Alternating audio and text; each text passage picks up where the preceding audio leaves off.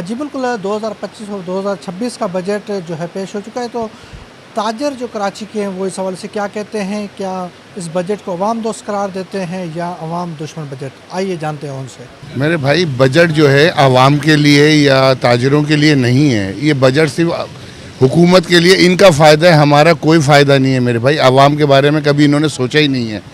तो बजट के बारे में बार बार बजट निकालना, भाई बजट जब खुद ही करना है, आप लोगों ने अपने लिए ही करना है, आवाम के लिए कुछ नहीं करना है, तो कोई फ़ायदा नहीं है भाई कि बजट हम देखें या बजट के बारे में हम कुछ बोलें। आवाम को क्या रिलीफ दिया? हर चीज़ महंगाई तो कर दी है मेरे भाई। या तो आप बजट करें तो भाई आवाम की खाने पीने की अशिया, बिजली वगैरह, ये चीज़ें सस्ती करो मेरे भाई।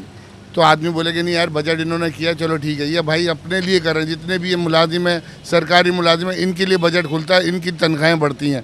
बाकी जितने भी कारोबारी जो लोग हम लोग बैठे हुए हैं मेरे भाई, कोई बजट, कोई हमारे लिए कोई रिलीफ, कोई चीज़ नहीं है हमारे लिए। हर चीज़ पे टैक्स बढ़ा दिया है। एक माचिस भी ले लो तो उस पर भी टैक्स है मेरे भाई। हर चीज़ पे करने के बाद भी अलग से टैक्स, हम बिजली के बिल के ऊपर इतना तो आपने उसमें सेल टैक्स वगैरह हर चीज़ लगा के भेज दिया है मेरे भाई। कोई रिलीफ हमारे लिए नहीं है। जो हम आवाम से बोलें, हुकूमत से बोलें कि हमारे लिए कुछ कर दें, बोल बोल के थक चुके हैं भाई कि आप लोग हम लोगों को रिलीफ दो, तो आप लोगों के लिए भी हम लोग खड़े रहें। आवाम के लिए ये कुछ भी नहीं कर सकते मेरे भाई। ये सिर्फ अपना सोच रहे हैं और कुछ भी नहीं सोच रहे। इन्होंने हमारी मैशियत इतनी मजबूत हो गई है जिसकी कोई हद नहीं है। यहाँ पर कारोबार नहीं है मेरे भाई, बिस्मिल्लाह नहीं हो रही हैं, बैठे हुए हैं, तो कहाँ से मैशियत मजबूत होगी भाई हमारी? जी बिल्कुल ऐसे ही है। पहले आपको पता है कारोबारी हालात तो आपके सामने ही है सारे, जो कारोबारी सूरत हाल तो बहुत ज़्यादा ख़राब है इस टाइम, ठीक है ना। लेकिन उसके साथ साथ जब ये बजट हम देख रहे हैं तो हमें तो बिल्कुल सांस आना ही बंद हो गई। सांस हमने इंडिया की बंद करनी थी, हमारी सांसें बंद हो गई हैं इस टाइम। तो ये सूरत हाल है हकीकतन देखा जाए तो। आप तो महंगाई का तूफ़ान है इस टाइम। अल्लाह पाक खैर करे। मार्केट की तो आपने हालत देख ली, सब तरफ सन्नाटे पड़े हुए हैं। लाजमी क़ुव्वतें ख़रीद ही नहीं रही, तो क्या ख़रीदारी करेगा कोई बेचारा। और उसी का हम पर बोझ आता है, आगे दुकानदारों पर, बेचारों पर। आगे हमारे पास जो लड़के हैं ना, उनकी तनख्वाहें दे पा रहे हैं हम, ना उनका ख्याल कर पा रहे हैं। इसी तरीके ईद पे भी यही हाल हुआ हमारा, और अब भी यही हाल है आपके सामने। आप मार्केट आए, आपने देखा है सूरत हाल बहुत ख़राब है। तो बस दुआ है कि अल्लाह पाक बेहतरी का मामला कर दे। कोई हो सकता है हुकूमत हमें कोई रिलीफ दे दे। नज़र तो बाज़ाहिर तो ऐसा नज़र नहीं आ सकता, होता है बजट के बाद मिनी बजट भी कोई आ जाए पीछे पीछे इसके भागे भागे। ऐसा ही मुमकिन है मेरा ख्याल है। मैं बचपन से एक तो ये सूरत हाल देख रहा हूँ, पाकिस्तान नाजुक दौर से गुजर रहा है। अब बूढ़ा हो गया मैं भी, ठीक है ना, बड़ी 60 साल मेरी उम्र हो गई, और यही बजट पेश आज तक हमारी सारी हुकूमतें पेश करती रही कि जी दोस्त बजट है।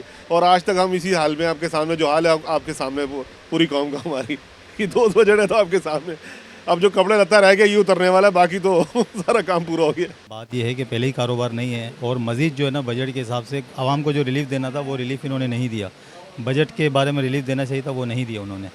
और इसके अलावा जो है बजट के बारे में मज़ीद और बर्डन पड़ेगा आवाम के ऊपर, क्योंकि जिस चीज़ को इन्होंने रिलीफ देना था उस पर नहीं दिया, और जिस पे देना था उन्होंने उस पर दे दिया। कुर्बानी तो हुई है, लेकिन इंसानों की ज़्यादा कुर्बानी हो गई है महंगाई के हिसाब से। कारोबार जो है वो इस दफ़ा 15% भी नहीं था इस दफ़ा, जो होना चाहिए था कारोबार। बजट जो ये 2025-26 का आया है ना, हम तो तवक्को कर रहे थे कि अवामी बजट आएगा इस बार में, और हमने जो है इंडिया को भी डिफीट दी है, और दुनिया में भी हमारी बड़ा नाम हुआ है। और माशाल्लाह हम जो है दुनिया में हमारी मईशत भी अच्छी हुई है, और लोगों के ऑर्डर्स भी हमारे पास मुल्क में आना शुरू हो गए हैं।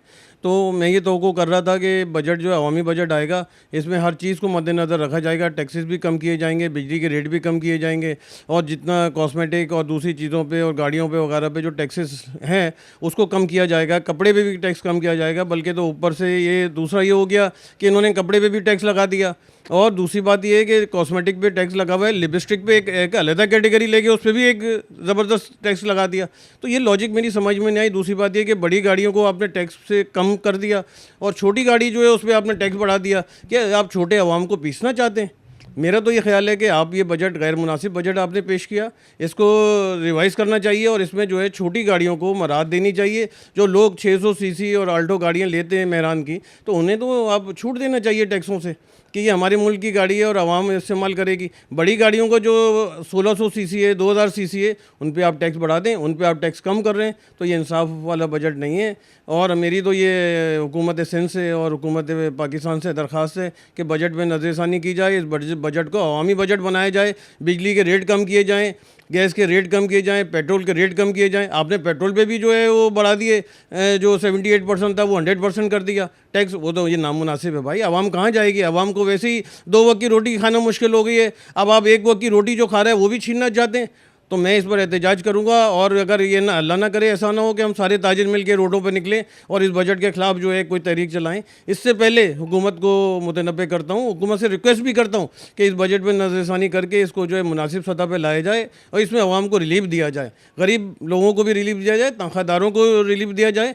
और जो बहैसियत हम ताजिर हैं, हमारे टैक्सेस में और हमारे जो आप इसमें बैंक से पेमेंट निकालने पर जो आप टैक्सेस लगा रहे हैं, तो ये बैंक की इंडस्ट्री को भी तबाह करने की मतलब होगा और हमारे कारोबार को भी तबाह और बर्बाद करने की साजिश है। तो ऐसा ना किया जाए, अवामी बजट बनाया जाए और इसमें सबको रिलीफ दिया जाए, ताजिरों को भी, तनख्वाहदार को भी, और सबको रिलीफ दिया जाए।